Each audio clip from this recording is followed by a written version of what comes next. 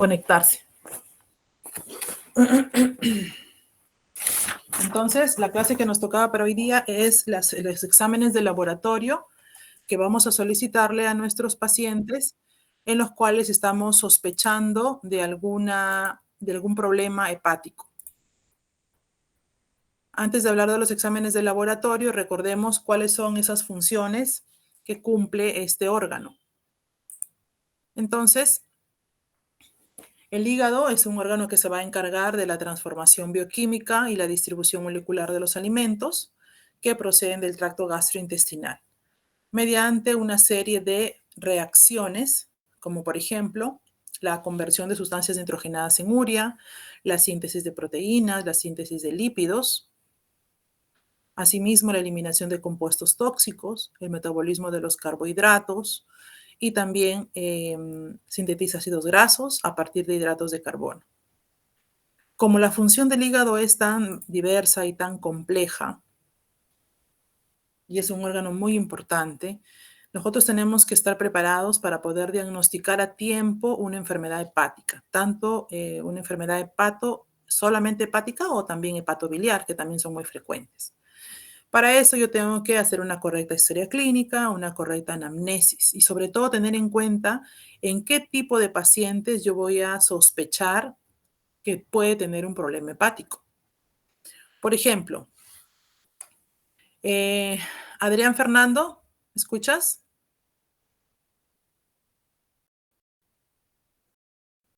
Adrián, ¿me escuchas?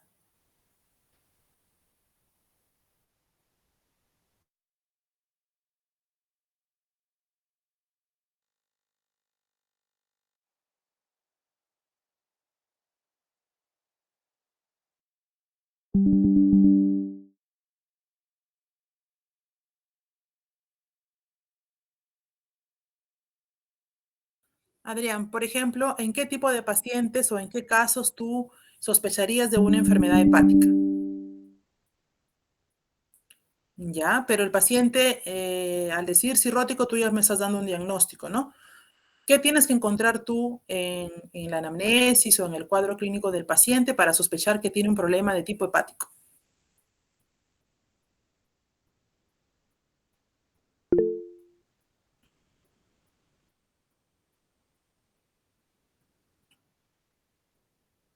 Ya, muy bien. Entonces, estigmas hepáticos, lo que conocemos como estigmas hepáticos.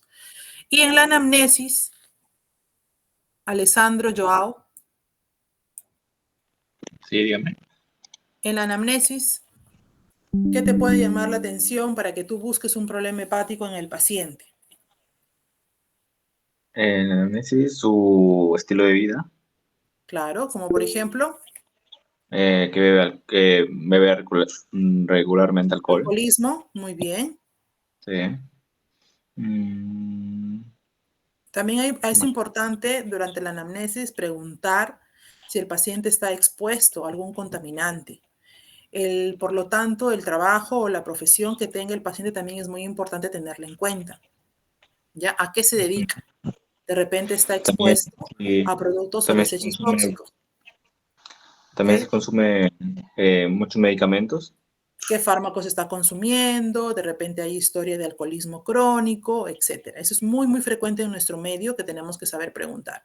O también preguntar, por ejemplo, hábitos nocivos, estilos de vida, de repente la dieta. Hay un dato muy importante que tenemos que preguntarle siempre a nuestros pacientes y es también dentro de los hábitos nocivos, las conductas sexuales de riesgo. ¿No? ¿Por qué las conductas sexuales de riesgo? Andrea Brigitte.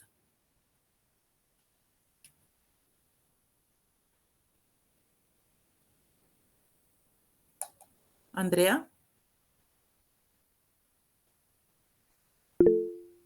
¿no se encuentra? Andrea Brigitte, tiene falta, ¿eh?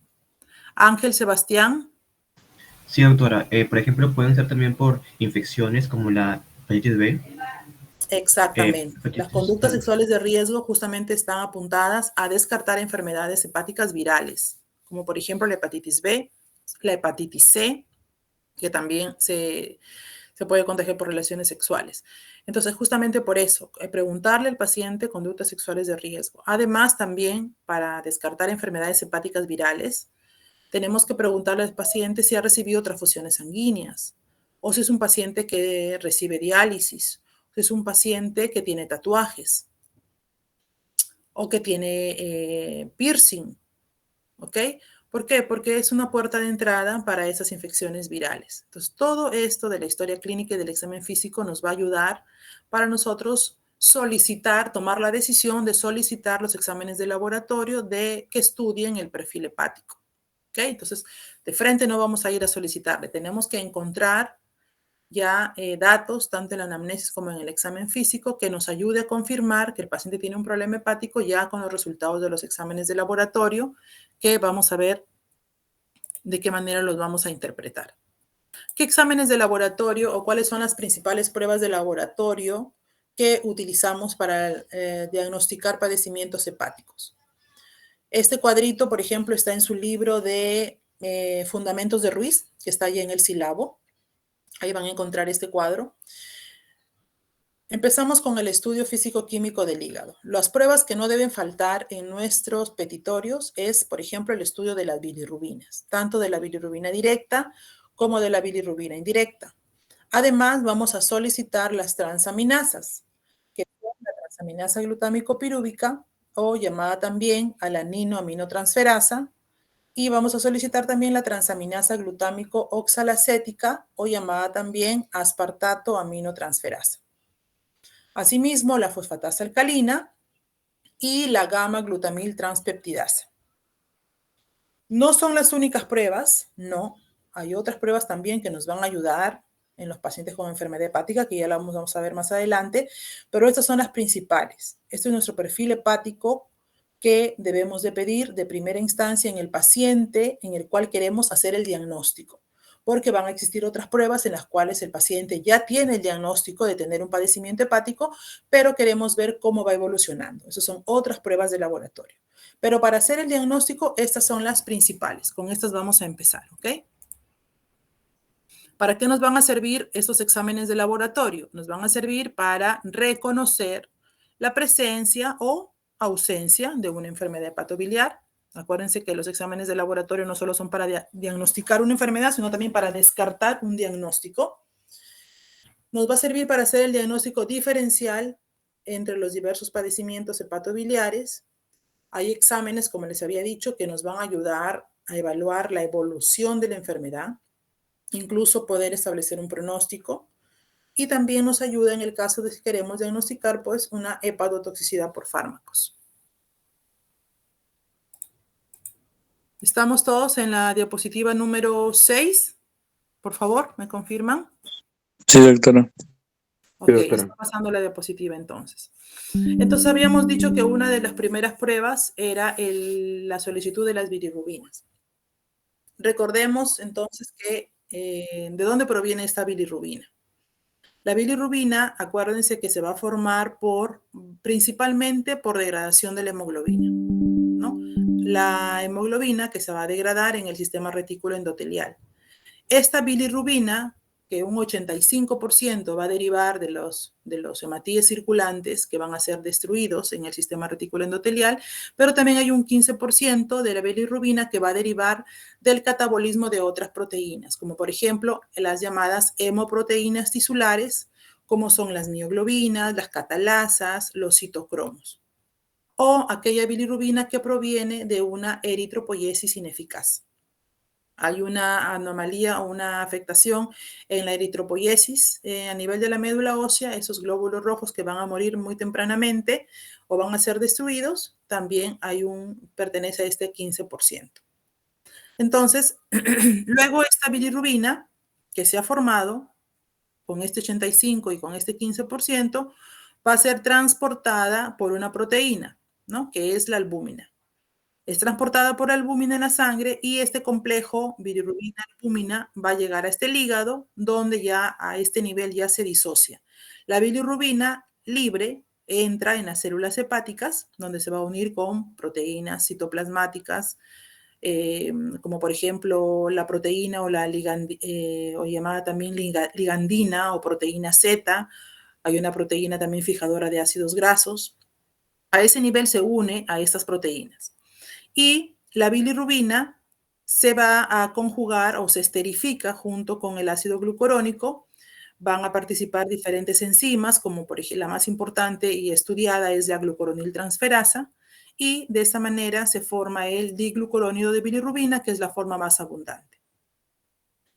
Luego, estos derivados de la bilirrubina van a ser secretadas a través de la bilis. Después de ser secretada en la bilis, ¿no?, va a ir hacia los canalículos hepáticos, va a ser transportado, ¿no?, por un transportador y va a llegar al intestino. En el intestino va a ser hidrolizado por las bacterias que viven allí, por las bacterias intestinales, y se transforman en urobilinógeno y en estercobilinógeno. Entonces, ¿cómo la encontramos en las heces a la bilirrubina? En las heces las vamos a encontrar como en forma de estercobilina. Y parte de este urobilinógeno va a ser reabsorbido nuevamente y nuevamente es excretado por la bilis. Y hay una pequeña cantidad de bilirrubina que va a ser excretado también en la orina, ¿no? Y se conoce como urobilina. Entonces, parte de la bilirrubina conjugada se excreta en la orina y eso es lo que le va a dar el color amarillo a la orina. ¿Ok? Entonces, ¿qué pasa cuando vemos nosotros un paciente que está ictérico? ¿No? Vemos una coloración amarilla en la piel y en las mucosas. ¿Qué vamos a ver? Vamos a ver una coloración amarillenta en piel y mucosas y entonces ustedes tienen que acordarse. ¿Qué está pasando con ese paciente? Entonces quiere decir que tiene una hiperbilirrubinemia, que hay depósito de bilirrubina en la piel y en las mucosas. Es por eso que se manifiesta como lo que nosotros llamamos ictericia. Normalmente, la bilirrubina total en sangre, para que sea manifestado como ictericia, generalmente va a estar por encima de los valores normales, generalmente por encima de 2.5 miligramos por decilitro. Generalmente, cuando un paciente hace ictericia, primero lo vamos a ver, o primero se va a manifestar en la cara y luego va a ir progresando de manera caudal, o sea, de la cabeza hacia los miembros. Luego se va a presentar en el tronco y luego en las extremidades. Ahora, cuando un paciente tiene ictericia, ya sabemos que tiene una hiperbilirrubinemia. Sabemos que es porque la bilirrubina está alta y está depositándose en la piel y mucosas, ¿no? Pero tenemos que saber qué tipo de bilirrubina es la que está alta o alterada en nuestro paciente, porque la ictericia puede ser por una hiperbilirrubinemia no conjugada o de repente lo que está predominando es una bilirrubina conjugada. Entonces, eso también tenemos que tener en presente. La bilirrubina no conjugada, que es en el caso de que el paciente tenga un problema prehepático, tenemos que pensar, entonces se está produciendo una excesiva cantidad de bilirrubina. Si es un problema prehepático, lo más frecuente que produce hiperbilirrubinemia no conjugada, ¿saben cuál es? Seguramente lo están viendo en su curso de hematología. ¿Quién sabe?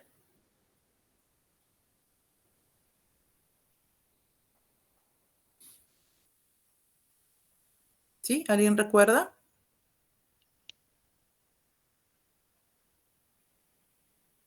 Ángela Montalvo. Adrián. La hemólisis, ¿no es cierto? Los pacientes con anemias hemolíticas o con hemólisis presentan un exceso de bilirrubina de tipo no conjugada. Puede ser por una hemólisis, puede ser por eritropoyesis ineficaz, puede ser también por grandes hematomas, por reabsorción de grandes hematomas. Entonces, el hígado no puede conjugar toda la bilirrubina que se está produciendo, ¿no? O también puede ser por una disminución del aporte de bilirrubina en el caso de los pacientes con insuficiencia cardíaca congestiva, donde no hay una buena irrigación, no llega adecuadamente la sangre al hígado. También puede ser una causa de hiperbilirrubinemia no conjugada. Si es un problema ya no prehepático, sino un problema propiamente hepático, de repente se puede presentar una alteración en lo que es la captación por los hepatocitos debido a fármacos. Hay fármacos que producen esta hiperbilirrubinemia de tipo no conjugada, como por ejemplo los pacientes que consumen rifampicina o pacientes en los cuales se les ha administrado contrastes yodados. Pacientes con enfermedades como por ejemplo, aquí tenemos el síndrome de Gilbert, Pacientes que presentan disminución en la conjugación porque presentan una alteración o un déficit de la enzima que les mencioné hace un momento, que es la glucuroniltransferasa. Entonces, ellos también presentan una ictericia, ¿no? Otro síndrome frecuente también, aquí tenemos al síndrome de Crigel-Najjar, por ejemplo, que puede ser hereditario o también puede ser adquirido. Ahora, si encontramos una hiperbilirrubinemia, pero de tipo conjugada, tenemos que pensar que puede ser un problema propiamente hepático. Por ejemplo, pueden ser, aquí vienen todos los trastornos hereditarios de excreción de la bilirrubina, como el síndrome de Dubin-Johnson, el síndrome de Rotor. Puede ser que el paciente esté presentando lesión hepatocelular. Acá vienen las hepatitis virales que habíamos mencionado, por consumo de fármacos, por alcoholismo, por cirrosis o porque presente una colestasis intrahepática. Cuando yo digo colestasis, quiero decir que hay un impedimento al flujo de la bilis. Entonces, también tengo que examinar en el paciente que pueda ser una causa ya no hepática, sino poshepática. Puede ser que el paciente tenga una colestasis extrahepática, de repente tiene una coledocolitiasis, que es muy frecuente también en nuestro medio, o tenga una neoplasia, ¿no? Una neoplasia de repente en cabeza de páncreas, que es frecuente también. Pues de esta manera debemos interpretar los resultados cuando tengamos hiperbilirrubinemia en el paciente.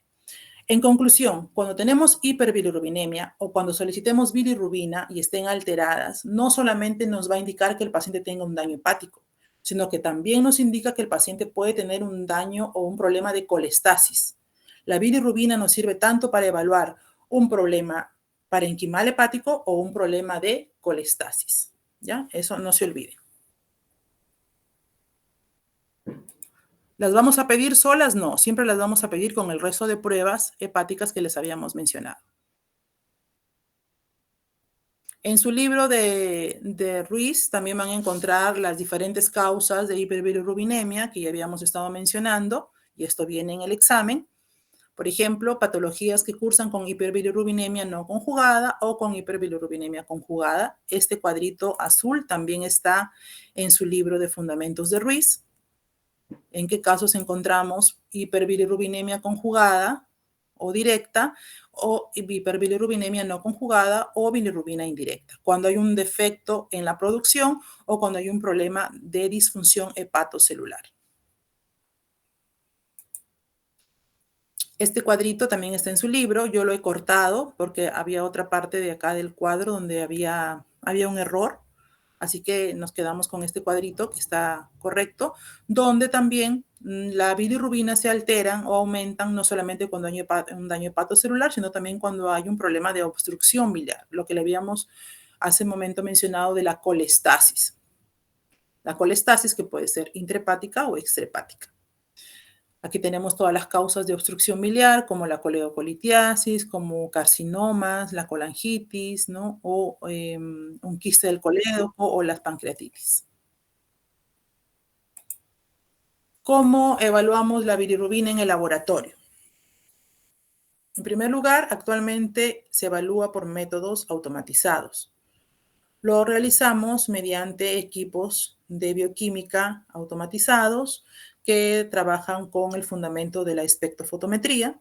La muestra que utilizamos de preferencia es suero del paciente, así que tomamos la muestra de sangre en un tubo seco, sin anticoagulante, y de esa manera lo procesamos. Aquí yo les estoy dejando el paso a paso de todo lo que hacemos para dosar. En este caso les estoy colocando de ejemplo la bilirrubina total.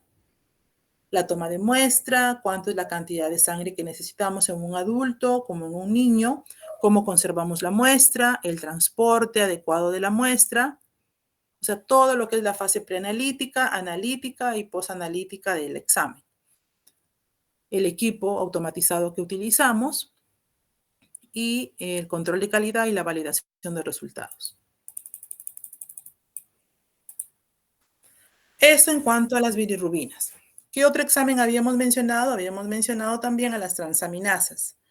Las transaminasas, estudiamos 2 transaminasas en el laboratorio, que son la aspartato aminotransferasa o llamada también transaminasa glutámico oxalacética. Puede podemos encontrarla con cualquiera de estas dos siglas, como AST o como TGO. Ya vayan, por favor, familiarizándose con estas siglas, sobre todo cuando hagamos los casos clínicos, ¿no? En las historias generales o en los resultados de laboratorio, de repente no lo encontramos con el nombre largo, sino con estas siglas. Y la otra transaminasa es la alaninoaminotransferasa, o llamada también transaminasa glutámico-pirúvica, llamada ALT, o la podemos encontrar también como TGP. Estas transaminasas son muy importantes porque cuando están elevadas nos están traduciendo, nos están diciendo que el paciente tiene un problema hepatocelular. Entonces, transaminasas altas, pensemos que hay un daño en el parénquima hepático. Ahora tenemos que nosotros como médicos hacer la interpretación y ir descartando los diagnósticos. Generalmente, cuando hay un problema o daño hepatocelular, o como dice el libro, ¿no? Daño necrótico, necrocelular del hígado, las transaminasas se elevan. Generalmente se elevan las dos juntas, dominio de una, por ejemplo, predominio de la TGO o en algún dominio de la TGP, también tenemos que saber cómo interpretar eso.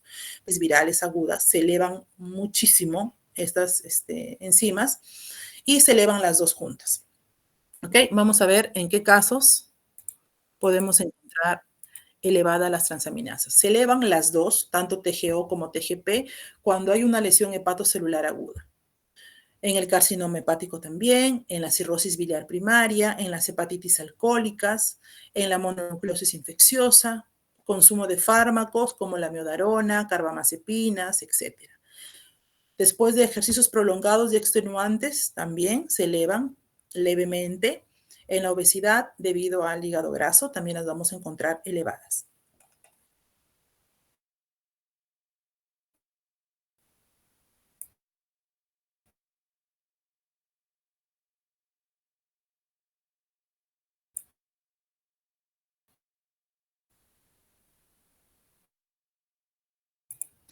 Y como les decía, cuando enfermedad por Doctora, disculpe, hepatitis no sé en viral su de tipo pantalla. hepatitis C, hepatitis crónica por el virus de la hepatitis B.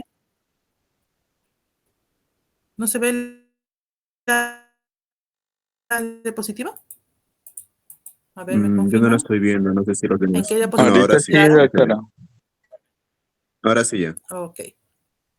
Entonces aquí tenemos los ejemplos en los cuales hay elevación de las transaminasas con predominio de la ALT o TGP, ¿no? De la aspartato, de la alanina aminotransferasa. Entonces,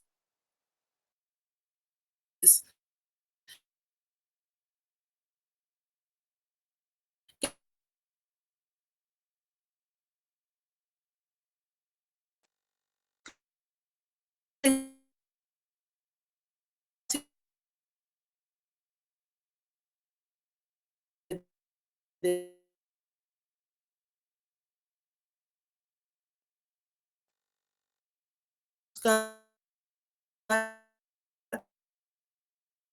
la AST o TGO, debo pensar en una enfermedad de tipo, en primer lugar, de origen alcohólico, ¿no? En pacientes con cirrosis, independientemente de cuál sea la causa, y otras causas también, la hemólisis, miopatía, enfermedad tiroidea, ejercicio físico intenso, también se eleva la AST. Y ya vamos a ver por qué.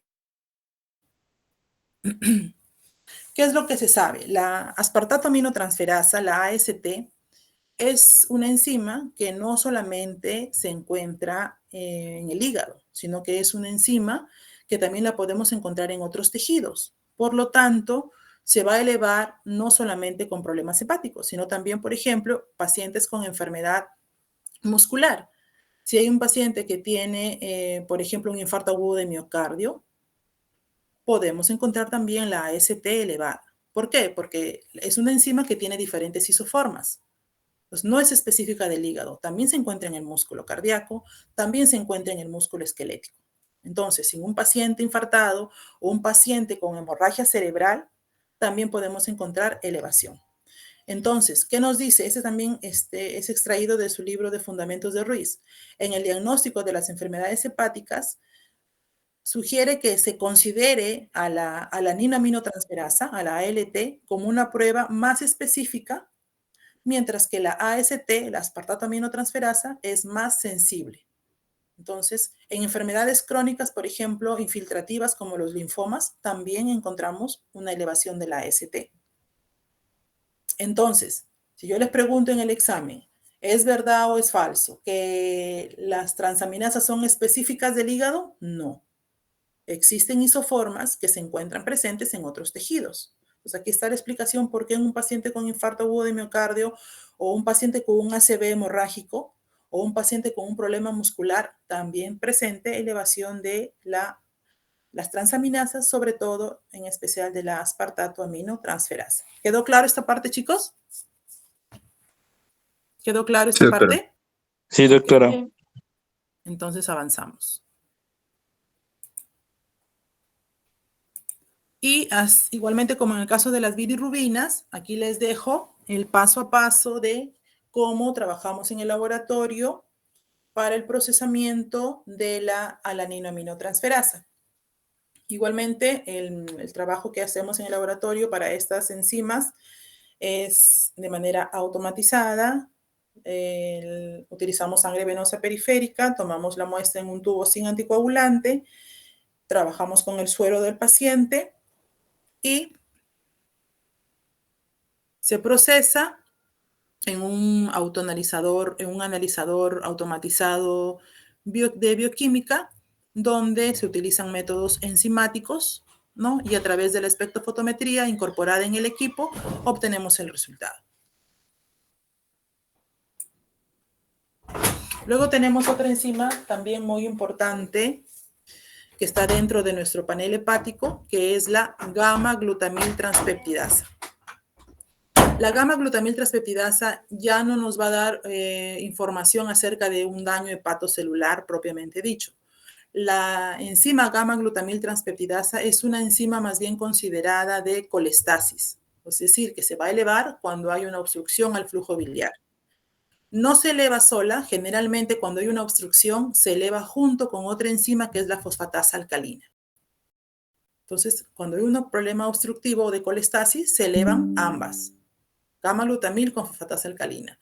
Pero vamos a encontrar casos en que solamente se va a estar elevada la gamma-glutamil, entonces tiene que cambiar nuestra interpretación, ¿ok?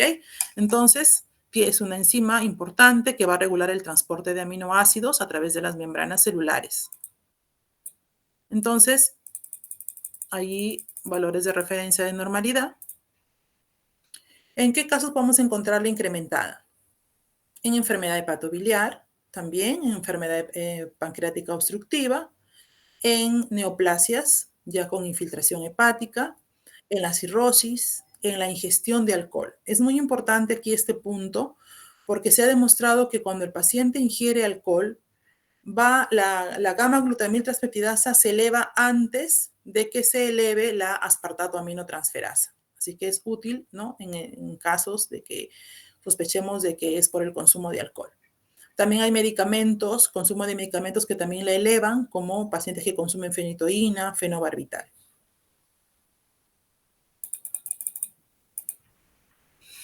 Hay una característica importante que distingue a la gamma-glutamil transpeptidasa de otras enzimas, es que se puede emplear para evaluar la función del hígado en respuesta al alcohol. Es decir, que se ha estudiado de que el alcohol aumenta rápidamente la gamma-glutamil transpeptidasa en un plazo de 18 horas. Aunque se esté ingiriendo cantidades bajas de alcohol, en un plazo de 18 horas, esta enzima va a estar elevada, sin evidencia de otra causa o de otro daño hepatocelular. Entonces, como hay un incremento de las concentraciones de otras enzimas hepáticas, entonces nos va a proporcionar una evidencia objetiva de que la elevación es porque el paciente ha tenido una ingesta reciente de alcohol. ¿Sí me entienden? ¿Quedó claro esta parte, chicos? Sí, doctora. Es decir, si nosotros encontramos gamma-glutamiltranseptidasa elevada, pero las demás enzimas hepáticas normales, sospechemos que puede ser por un consumo reciente de alcohol. ¿Ok?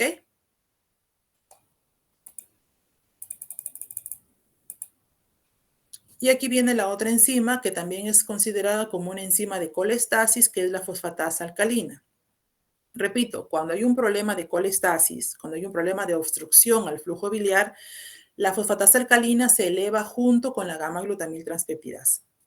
Si la gamma-glutamiltranseptidasa se eleva sola, ya vimos cuáles son las posibles causas.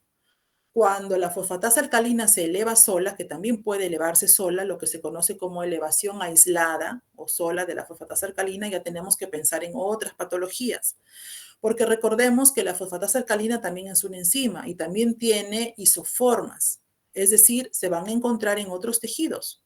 La fosfatasa alcalina no es específica del hígado. Es decir, podemos encontrarlas en tejidos como por ejemplo en el intestino, en el riñón, en la placenta, en el hueso.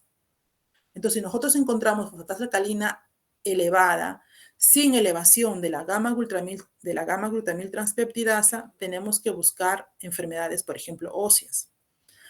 Si la paciente está gestando, no nos preocupemos porque ya sabemos de que puede tener un leve incremento durante el embarazo, sobre todo durante el segundo o tercer trimestre, porque se encuentra presente en la placenta también.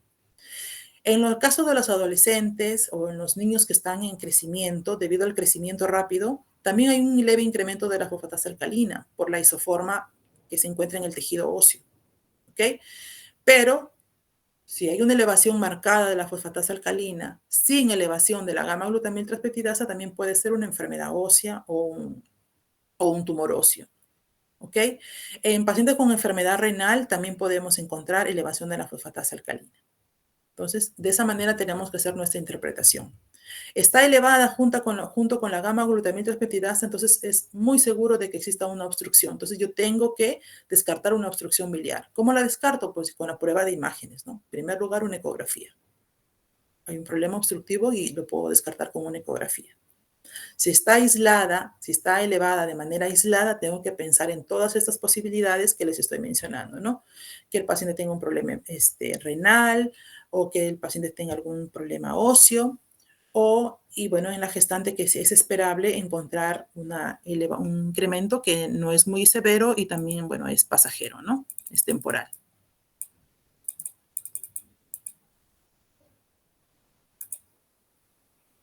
Bien, entonces, hasta allí tenemos las enzimas o el perfil básico del estudio hepático. Pero les había mencionado al principio de que también tenemos otros exámenes que nos van a ayudar en el caso de aquellos pacientes que ya tienen un diagnóstico, ¿no? Por ejemplo, una hepatopatía crónica, una hepatitis B crónica, un paciente con cirrosis. Hay exámenes de laboratorio que nos ayudan a evaluar cómo va evolucionando la enfermedad, ¿no? O el pronóstico. Uno de ellos es la albúmina. ¿Por qué la albúmina? Pues porque como la albúmina es una proteína que se va a sintetizar en el hígado, al evaluar la albúmina en esos pacientes, pues yo voy a tener una idea de cómo está, cuál es la magnitud o de qué tan deteriorada está la función de síntesis hepática. Pues para eso utilizamos la albúmina. Ojo, que hay que tener en cuenta que no me va a servir como un diagnóstico, sino me está sirviendo como evolución o como para evaluar el pronóstico del paciente. Recuerden que la albúmina también puede estar disminuida en otras enfermedades. No es específica de que el paciente ya tenga un problema hepático, sino que también puede estar disminuida en aquellos pacientes que tengan una desnutrición proteica, por ejemplo, ¿no? Entonces, eso hay que tener cuidado en el momento de la interpretación. Si es un paciente, por ejemplo, que tiene una cirrosis o una hepatitis crónica, una hepatopatía crónica y que tenga albúmina disminuida, ya me está diciendo pues que la evolución es desfavorable, ¿no? Y que el pronóstico está empeorando porque la función de síntesis del hígado está deteriorándose, ¿no? Entonces me sirve como para hacer ese control. Sin olvidar que la albúmina también la puedo encontrar disminuida en otras enfermedades, como por ejemplo aquellos procesos hipercatabólicos o pacientes con malnutrición proteica o pacientes con tratamiento con glucocorticoides, los grandes quemados, en el síndrome nefrótico, etcétera, etcétera. ¿Ok? Otro examen que también tiene el mismo propósito de ver evolución, de ver pronóstico, es el tiempo de protrombina. ¿Por qué el tiempo de protrombina? Pues porque el tiempo de protrombina, ¿por qué mido el tiempo de protrombina? Acuérdense que el grupo que expuso, ¿qué medía el tiempo de protrombina? ¿Qué me evaluaba? Me evaluaba factores de coagulación de la vía extrínseca o intrínseca, ¿se acuerdan? Y vino en el examen, creo, esa pregunta. El tiempo de protrombina me evaluaba los factores de coagulación de la vía intrínseca o extrínseca, chicos.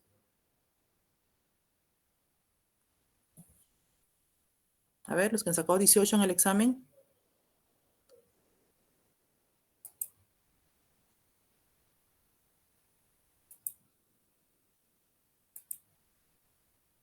Extrínseca. Claro, extrínseca, ¿no es cierto? A ver, acá hay alguien que recién quiere unirse a la clase. No sé cómo agregarlo.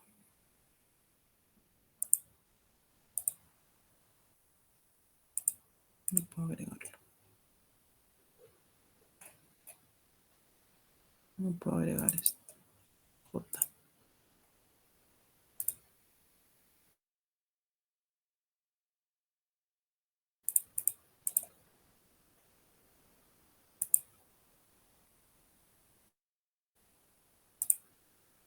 No encuentro la opción de agregarlo.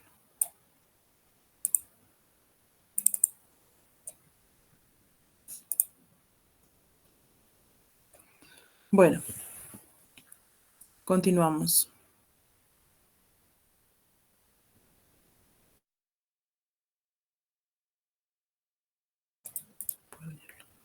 Entonces, el tiempo de protrombina me va a ayudar a evaluar los factores de coagulación de la vía extrínseca. Entonces, los factores de coagulación también se sintetizan en el hígado. Entonces, también me va a ayudar a saber si es un tiempo de protrombina que ya se está prolongando en este paciente, ya con un diagnóstico hepático. Ya quiere decir, pues, que la función del hígado también de síntesis de estos factores se está deteriorando, ¿no? Entonces, también es un peor pronóstico, una mala evolución de la enfermedad. Eso es lo que demuestran estos estudios. Incluso el uso también del INR junto con bilirrubina y creatinina también nos ayudan para estimar el pronóstico de los pacientes con cirrosis. Entonces, ¿todos pueden ver el algoritmo? Sí, doctora. Ok, entonces, ¿qué hacemos si nosotros tenemos un paciente que tiene transaminasas elevadas? Ahí les está diciendo, paciente con hipertransaminasemia crónica. Cuando hablamos de crónico, en estos casos nos referimos a que tiene un tiempo mayor de 6 meses. Una hipertransaminasemia que no es tan elevada, vean ustedes, menor de 250 unidades internacionales por litro por más de 6 meses. Cuando nosotros tenemos esto, menor de 250 unidades internacionales por litro por más de 6 meses, estamos hablando de una hipertransaminasemia crónica. ¿Qué es lo que tenemos que ver? Primero, tenemos que ir descartando o buscando las enfermedades obviamente más comunes en nuestro medio. ¿Qué enfermedades más comunes en nuestro medio cursan con una hipertransaminasemia?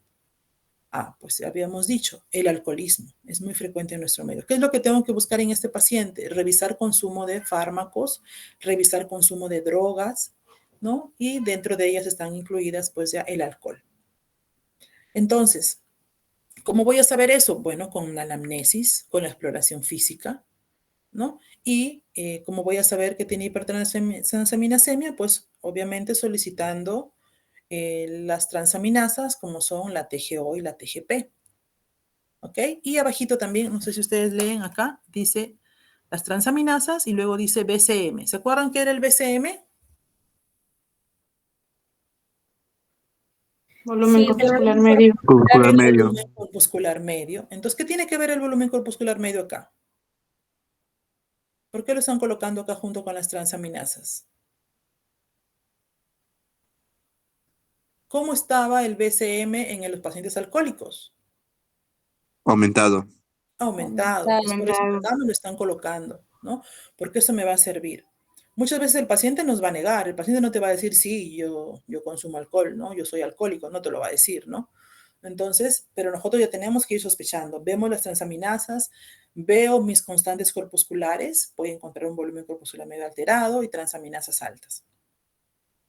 Y resulta que no, de repente no encuentro historia de alcoholismo, tengo que seguir buscando. ¿Qué otra causa frecuente de hipertransaminasemia? El hígado graso, ¿no es cierto? ¿Cómo descarto que es un hígado graso o no? Pues fácil, con una ecografía. Pediré una ecografía abdominal que me va a ayudar a ver si estoy frente a un hígado graso o no. Sigo buscando. De repente no es hígado graso, entonces puede ser una hipertransaminasemia crónica, puede ser una hepatitis crónica, viral, puede ser una hepatitis B o puede ser una hepatitis C en fase crónica, ¿no? Porque en la fase aguda, por ejemplo, en el caso de las hepatitis virales, en la fase aguda, la hipertransaminasemia no es menor de 250, es mayor, ¿no? Pero de repente ya lo encuentro al paciente ya en la fase crónica. Entonces tengo que descartar una hepatitis B o una hepatitis C. Para eso pediré, pues, marcadores virales, ¿no? Por ejemplo, el antígeno de superficie para la hepatitis B, el anticuerpo contra el core para la hepatitis B y anticuerpos contra el virus de la hepatitis C. De esa manera descarto mi sospecha diagnóstica, ¿ok? Y si todo es negativo, ya me voy cada vez por lo menos frecuente, ¿no? Por ejemplo, acá ya en último lugar han puesto que otra causa de hipertransaminasemia es la hematocromatosis, ¿no? Que es una enfermedad metabólica. ¿Cómo la puedo descartar? Pues solicitaré estudios que me evalúen el metabolismo del hierro en el paciente. Entonces, en un nivel 1, tengo que evaluar todas estas causas, que son causas frecuentes de hipertransaminasemia. Luego pasamos a un nivel 2. Ya no encuentro ninguna enfermedad frecuente de las que ya descarté todo lo anterior. Tengo que ponerme a buscar de repente algún origen extrahepático de hipertransaminasemia. Habíamos dicho que las transaminasas no eran específicas del hígado, que podíamos encontrarlas en otros tejidos. Entonces existen otras patologías que no dependan del hígado, pero que me pueden estar produciendo transaminasas elevadas. Entonces, ¿qué tengo que evaluar? Por ejemplo, hay enfermedades musculares. Habíamos dicho de que también hay isoformas de las transaminasas que se encuentran en el tejido muscular. Entonces, de repente el paciente presenta una enfermedad muscular. Para eso solicitaré, pues, enzimas musculares, ¿no? Como la aldolasa o la CPK, la creatinfosfoequinasa. Luego, descartando esto, puedo buscar también patología tiroidea. Hay enfermedades tiroideas que también producen hipertransaminasemia. ¿Cómo descarto una patología tiroidea? Pues solicitando hormonas tiroideas como la TSH, la T3, la T4, ¿no es cierto? ¿Qué más debo descartar? Como posible causa de hipertransaminasemia en mi paciente, la insuficiencia suprarrenal. ¿Cómo descarto? Pues solicitaré pruebas como, por ejemplo, hormona, la adenocorticotrópica o el cortisol, ¿no es cierto? Y menos frecuente aún, busco enfermedad celíaca en el paciente. Entonces, para eso pediré exámenes como, por ejemplo, inmunoglobulina A, anticuerpos, antitransglutaminasa, que también están presentes en la enfermedad celíaca. Entonces, de esta manera voy descartando enfermedades en mi paciente con hipertransaminasemia. Por último, si todo es negativo, ya me voy a lo más raro, que son las enfermedades autoinmunes, ¿no es cierto? Tengo que descartar una hepatitis autoinmune, ¿no? Tengo que descartar también enfermedad de Wilson o déficit de alfa-1 antitripsina, mucho menos frecuente. Estas enfermedades que son de origen autoinmune, generalmente para hacer el diagnóstico definitivo se tiene que realizar una biopsia hepática. Eso cuando estemos frente a un paciente con hipertransaminasemia. Repito, elevación de las transaminasas, ¿ok? Pero ¿qué pasa si yo tengo un paciente donde no encuentro una hipertransaminasemia importante, sino lo que estoy encontrando y me llama la atención es más bien la elevación de las enzimas de colestasis? ¿Cuáles eran las enzimas de colestasis? Habíamos dicho en un momento, la de la gamma-glutamil transpeptidasa con Entonces, ya no tiene hipertransaminasemia, sino más bien tiene elevación de las enzimas de colestasis, lo que llamamos patrón bioquímico de colestasis. Y seguramente también las bilirrubinas. Acuérdense que las bilirrubinas también aumentan en colestasis. Entonces, cuando yo tengo esto, lo primero que tengo que hacer es una ecografía. ¿Por qué? Porque si hay una obstrucción, una colestasis, yo tengo que ver si es una colestasis intrahepática o es una colestasis extrahepática. Porque dependiendo de eso, mi tratamiento, mi manejo al paciente va a cambiar. Entonces, si yo hago la ecografía o solicito la ecografía y el radiólogo me dice que las vías biliares no están dilatadas, mi manejo y mis diagnósticos van a ser otros. Y si me dice que las vías biliares están dilatadas, mi manejo va a ser otro, ¿ok? Entonces, cuando las vías biliares están dilatadas, entonces tengo que pensar que hay algo que está obstruyendo y que está produciendo dilatación. Entonces, si está produciendo dilatación de las vías biliares es porque hay una obstrucción al flujo de la bilis que es extrahepático. Entonces, ahí vienen las coledocolitiasis, ¿no es cierto? Para ello pediré exámenes de imágenes que me confirmen la ecografía, como son ya una tomografía o una resonancia. ¿Ok? Pero ¿qué pasa si las vías biliares no están dilatadas? Si no están dilatadas quiere decir que la colestasis es intrahepática. Entonces, ahí vienen pues las enfermedades, las hepatopatías autoinmunes, por ejemplo.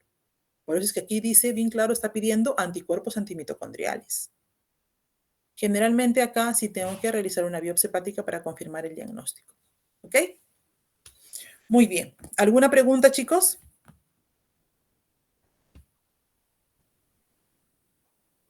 ¿Alguna pregunta, alguna duda? No, doctora. En conclusión, ¿para qué me sirven las pruebas de perfil hepático?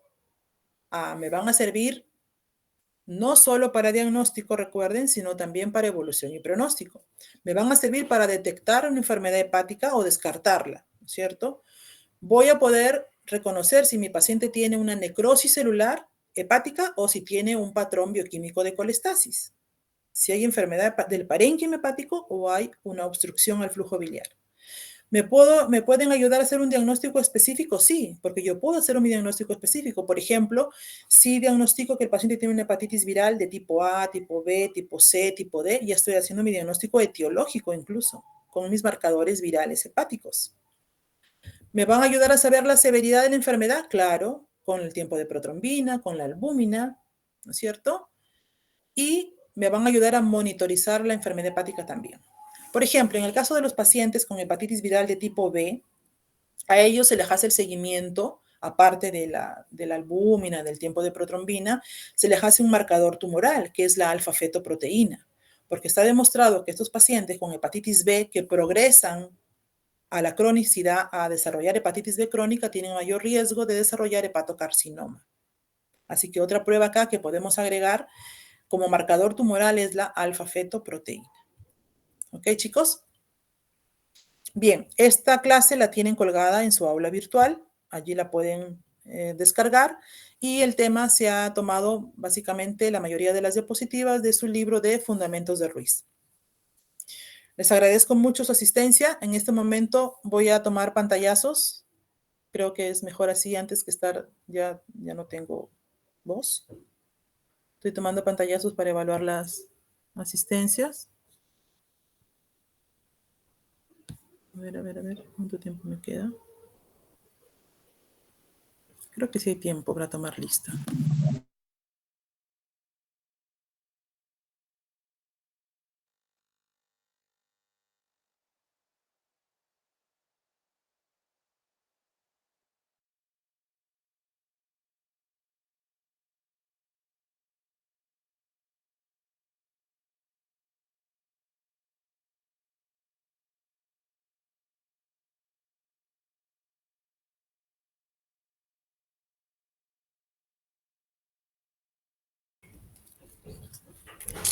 Auris Rojas. Buenas tardes, doctora. Presente. Valdera Farro. Presente, doctora. Barreno Guamán. Presente, doctora. Barrios Rodríguez. Presente. Benítez. Presente, doctora. Besolo. Presente, doctora. Bocanegra, Presente, doctora. Bravo Chávez, Presente, doctora. Calderón La Rosa, Presente, doctora. Camacho Fernández, Presente, doctora. Camercoa, Presente, doctora. Campodónico, Presente, doctora. Campos Sausa, Presente, doctora. Carrasco Manchay, Presente, doctora. Castillo Vega, Presente, doctora. Chun Kuzma, Doctora, presente, buenas tardes. Collazos, Presente, doctora. Constantino, Presente, doctora. Coronado Rojas, Presente, doctora. Custodio de la Cruz, Presente, doctora. Buenas tardes. Dávila Mondragón, buenas tardes. Dávila, Presente, doctora. Buenas tardes. Díaz Bustamante, Presente, doctor. Buenas tardes. Gallardo Marrufo,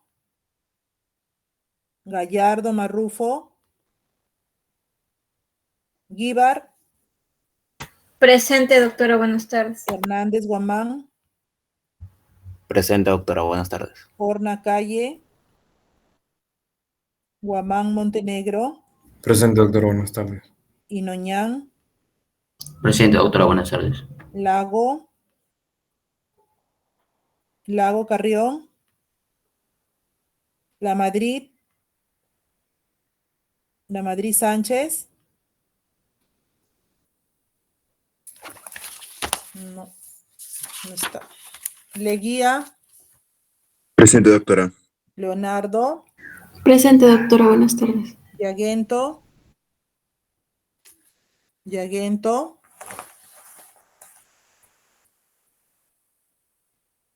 Martínez Díaz, Presente, doctora. Buenas tardes. Montalvo Sánchez,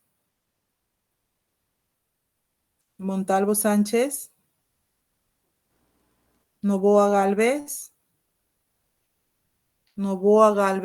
Presente, doctora. Buenas tardes. Núñez López, Presente, doctora. Buenas tardes. Olano Malca, Presente, doctora. Buenas tardes. Ordóñez Sandoval, Paredes Vargas, Presente, doctora. Buenas tardes. Parrales, Presente, doctora. Buenas tardes. Pexén, Presente, doctora. ¿Qué tal? Buenas tardes. Piscoya, Presente, doctora. Ramírez, Presente, doctora. Buenas tardes. Ruiz Vázquez, Presente, doctora. Salazar Cajusol, Presente, doctora. Sánchez Sandoval, Mauricio, Tineo Lara, Presente, doctora. Buenas tardes. Tocto, Presente. Buenas tardes, doctora. Belis, Presente, doctora. Buenas tardes. Zúñiga, Presente, doctora. Barretos, Segura Zulueta, Carrera Tafur, Presente, doctora. Zurita Coronel, Presente, doctora. La Torre Vilca, Presente, doctora. Matallana, Presente, doctora. Buenas tardes. Reupo, Pérez Benavides,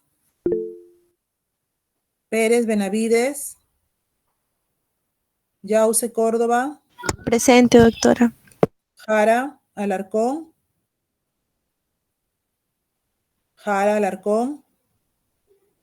Carrero Pérez. Presente, doctora. Buenas tardes. Ok, chicos, gracias. Doctora, disculpe. Doctora, un ratito.